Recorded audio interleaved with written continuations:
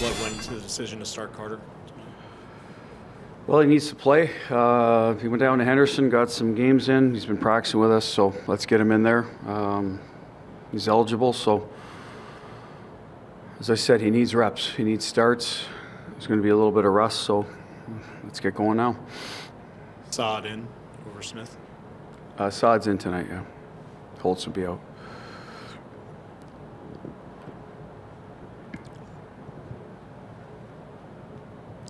What does Chicago represent for you, Bruce? Real good special teams. That's been a big reason for their success. They're top 10 in both. Spencer Knight's had a terrific year. If you look at his numbers, and giving them a chance to win every night. I think when you're a young team with skill like that and you're kind of trying to take steps, that's important. You're going to make mistakes. And if your goalie can put out fires for you, it gives you confidence, right? So I think that's had a lot to do with it. We've seen it with Dostal and Anaheim, Askarov and San Jose. Those young teams, if they get the saves when they need them, it's easier to play the game and work through those things. So he's helped a lot. Young kids are playing well. Nazar and Bedard obviously having good offensive seasons. Got to be mindful of them. Got some younger long D that I think are a big reason why their penalty kill's good. Get those long sticks back there. So added a few veterans. I'm sure that's helped when they have bumps in the road. So yeah, good hockey team. We haven't seen them obviously, so we'll find out tonight firsthand. They've used 11 and 7 an awful lot this year. Can you kind of explain the strategy behind going 11 and 7 and what you have to have as a team for it to work? Well, you know, Blash came from Tampa where they used it a lot, so we probably saw it firsthand. I don't know if he used it a lot in Detroit years ago. I think there's a couple of things. If you look at each position, the forward group, if you're playing 11, do you have a guy out there that you can double shift and can handle it and, you know, want the extra minutes? In Tampa, I always found it was Kucherov. He was out there with different lines. So they used a winger in that place. So that might be a chance to get his top guys, his 2 or 3 top forwards, some extra shifts. The risk in that is if you have a fight or an injury or something, you get down to 3 lines or something to that effect, that could take its toll. But that's probably rare where you're getting into manpower trouble. So that's certainly manageable. You might lose an identity on your last line, but you're getting your top, as I said, a guy out there. So it depends what your identity is on the, say, the forward 10 and 11, right, or how they're getting deployed. In the back end, if you're using 7D, I think that's the trickier part. You might lose a little chemistry with pairs, but if you have a specific guy, I remember Tampa years ago, Boucher had a little defenseman, I think it was Bergeron, I believe was his name, and they used him a lot in the power play, so that was his role. And in offensive situations, though if they're behind, he became a valuable piece. If they were ahead, they probably stuck with the other 6. So there could be a situation like that for them, or maybe they don't want to overload their young guys with 23, 24 minutes a night yet. I think that's down the road. They got some young pieces there that might be able to do that, but maybe that's part of the strategy, or they feel they're not ready for that, or they can't do it yet, whatever the case may be. Tampa was always, that's a little different because I think Hedman's always done that, played lots of minutes. So, but that's what their metrics look like, or their time on ice looks like for them. They don't look like they're putting a guy out there to maybe like a Seth Jones who was there before that's a 25-minute-a-night guy. So that might have a lot to do with it too. They like certain guys on the penalty kill that are longer. Matt Grzelcyk is there. I've coached him for years. Maybe they want a veteran guy in there to, calm things down with Murphy, whatever the case may be. So that's your personnel, that's your makeup. I think that's what usually goes into it. And maybe they tried it out of necessity and they started winning. Maybe they just feel like, well, you know what? This is the formula. So there could be a lot that goes into it. I've never loved the 7D only because I've coached a D before. And I think you got to be really on your toes to get everyone in the game and feeling like they're part of it. It's not as clean as a rotation as just 6. But once you've done it for a while, I'm sure you get a feel for it and it becomes second nature.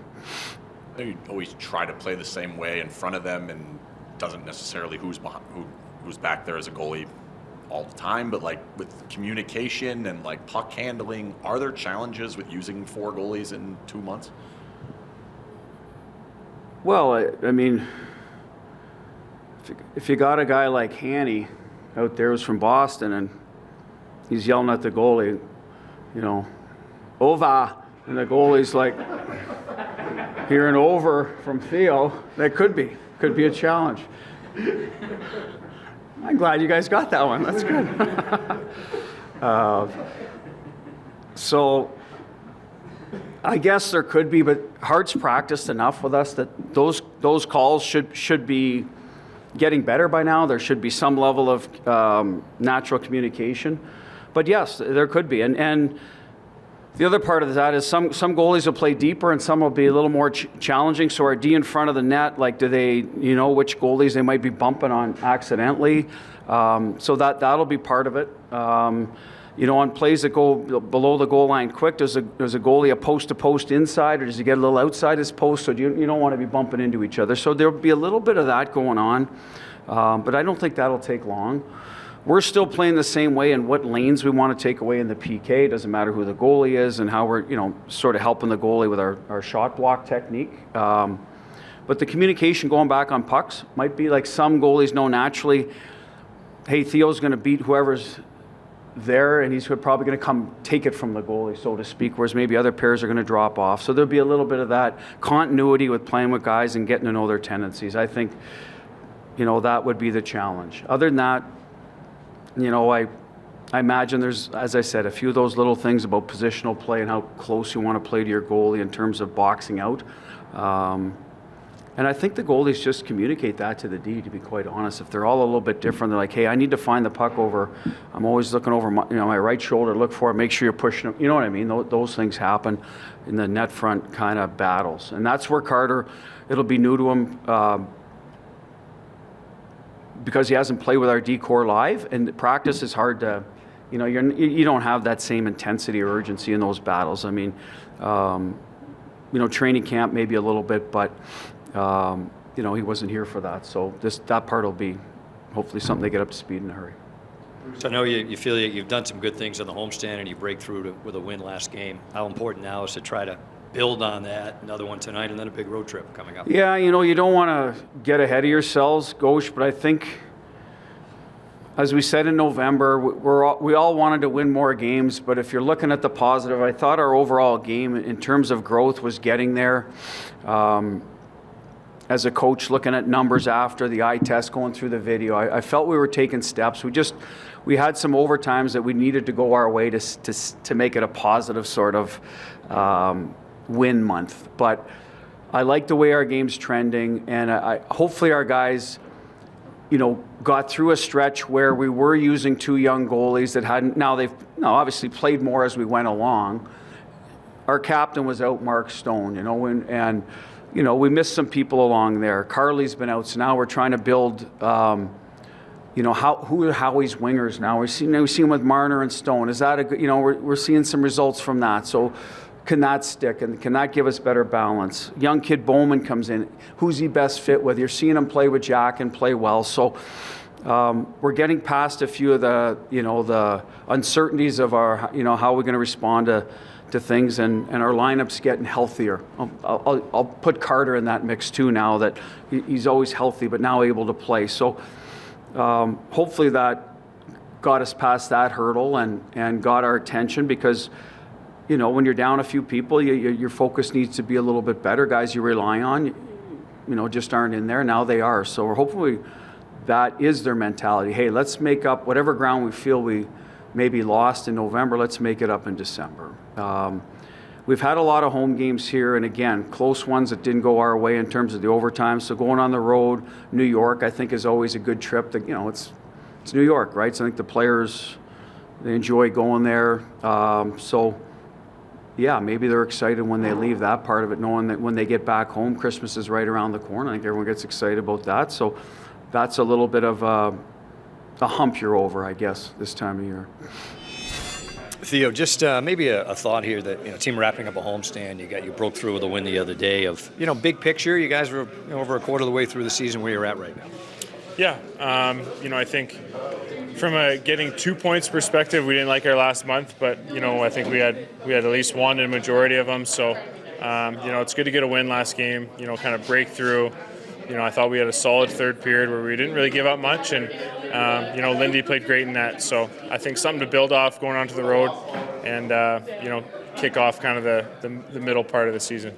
You guys you've been here since the beginning. December seems to always be a great month for you guys. Any rhyme or reason as to why that is? Holiday season, it's always nice. I think, I don't know if last year we did our New York trip in December. I think we did it in kind of January, February, but, I think New York trip's always good, getting the guys together early December, maybe a little Christmas shopping, but, I think we've always played well in those rinks. I think we've always, carried our play, and I think that's really excelled us through the back half of the season. Kind of the bond that we build, on this road trip. So, we're looking forward to it. You take the positive approach. You guys have had a lot of key people out, right on, all the injuries, that you've still been able to stay certainly well in the mix in the West. Yeah, for sure. Obviously getting Stoney back for a couple games, that's always huge. Missing Carly and Hilsey, those aren't small misses on our group, but I think we've held the fort, pretty good, and trying to build our game with guys stepping in, here and there throughout the lineup, and hopefully we get those guys back soon. Last quick one for you. You see Connor Bedard tonight in the Hawks. You've seen some of these young teams with some real high-end young skill lately. Does that change the assignment for you? Does it give you a little extra juice to see these young kids and they're trying to make their mark? For sure. They're great players. Like we had Celebrini the other night. Fast, skilled. They can make you pay on turnovers and if you're not in position. So, I think I like the challenge. I like where our game is at, and I think defending has been something that we've done well this year so far, and gonna hopefully continue to do that tonight. Jack, just maybe a thought of where you guys are at, big picture, quarter of the way through the season, and wrapping up a homestand before a big road trip. Yeah, I think you're always a work in progress during the course of the season, and I think that's the case for us. Listen, I think there's some things that we really like about our game. Now, have we got rewarded in terms of points in the standings? Maybe not as much as we'd like. I thought we've played some good hockey as of recent.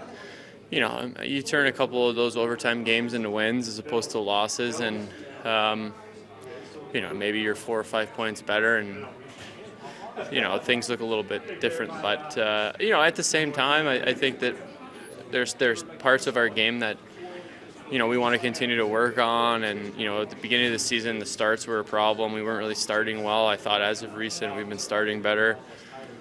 We're always a resilient group, so we never feel like we're out of games.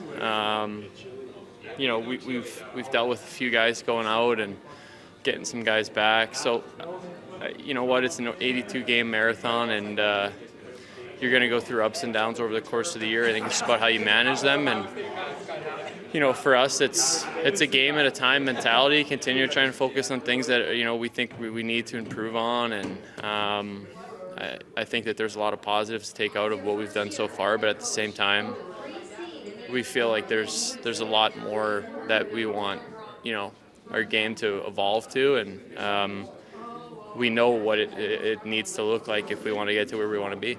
What does it need to look like? What areas need to make the most progress, do you think, here as you head into tonight and now the road trip? Well, I think a little bit about game management, right?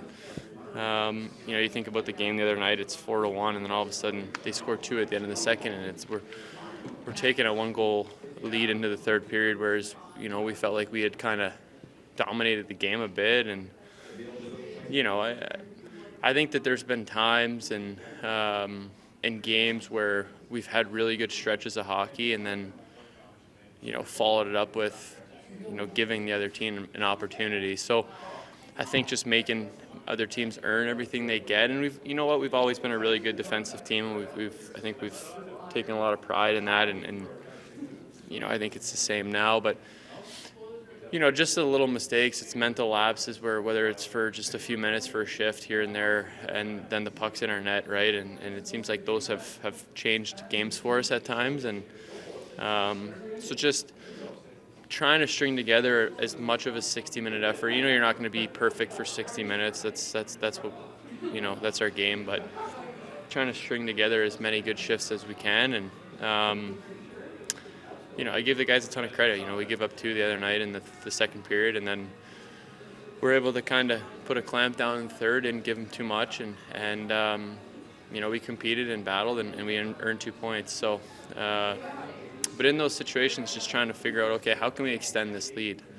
How can we stay on the attack? How can we really, really finish the game? And but all these things will come. I think that our penalty kill's been better this year. Our power play's been so. So that's something that we want to continue to work on. But there's a lot of things to like. Do you feel like you played better than the record indicates? Well, I mean, you are what your record is, right? So listen, I mean, we've obviously wanted to be better in overtime. We want to be better in overtime and extra time. We know those points are super valuable. You look at the standings last year. At the end of the season,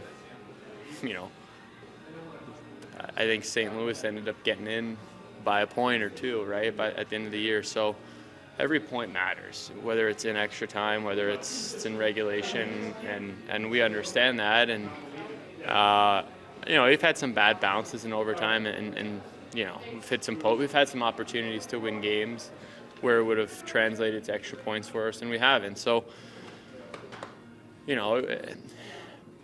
I say you are what your record is, but at the same time, like, we feel like we've played really good hockey, and maybe not haven't been rewarded as much as we would have liked. But listen, you can only control so much, and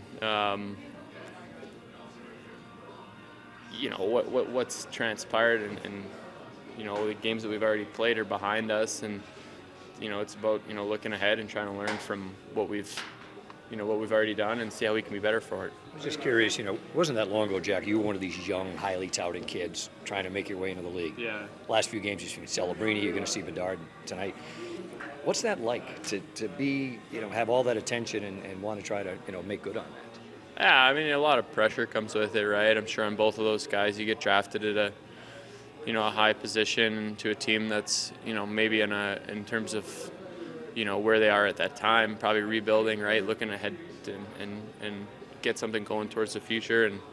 And, for both those guys, I mean, what they're doing this year has been, been remarkable. And I think it was, only a matter of time before you saw the two of them explode. Obviously, I think this is Bedard's 3rd year in the league and Celebrini's 2nd. So, I'm sure that they're feeling more and more comfortable every day, in the league, and understanding the demands of 82 games and whatever comes with it, and obviously just maturing and getting older. But I mean, they're both incredible players, and it's I mean, to be doing it at that young of an age, it just goes to show how mature they are. And